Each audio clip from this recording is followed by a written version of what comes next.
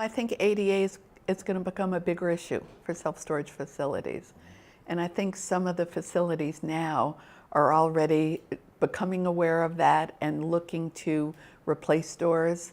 Those old heavy doors are not ADA compliant, and they're going to need to be. And if we don't do something in a proactive basis, I think that as an industry, we're going to get a black eye. An operator is susceptible to suits on a class action basis for a compliance issue. And as you know, it can cost a lot of money. So if a door comes down and pinches somebody's finger, takes a finger off,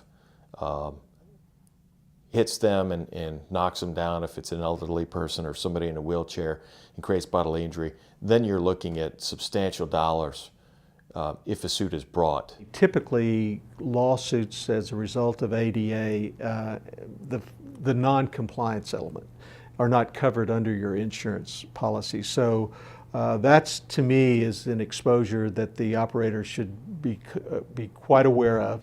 To me, it's a cost-benefit analysis for operators. If there's a liability risk out there, what are they going to spend now to avoid the costs later? And you know, look, self-storage operators are doing very well right now. There's a lot of money in the industry. There's a lot of profits in the industry. So it's going to be very hard for operators as a defensive position to say, I didn't have the money to do these upgrades. Well, I mean, it's here. I mean, it's not whispers anymore.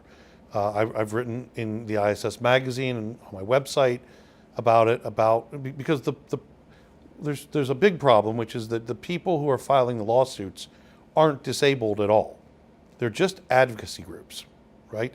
And they do these things called drive-by lawsuits, right? They drive by your facility, or they look at it on Google Maps, and they see that you don't have modern doors, that you don't have facilities. So they're looking for any avenue that they can open to increase that settlement award. And ADA is there. I mean, it can happen anywhere with any building or facility that's not up to what they call ADA standards. From an insurance perspective, if you're not ADA compliant, you're creating a negligence type situation to the extent that if there is a bodily injury as a result of that non-compliance, then the claim itself, the settlement could be more severe. Because the question under the law is it readily achievable to make these changes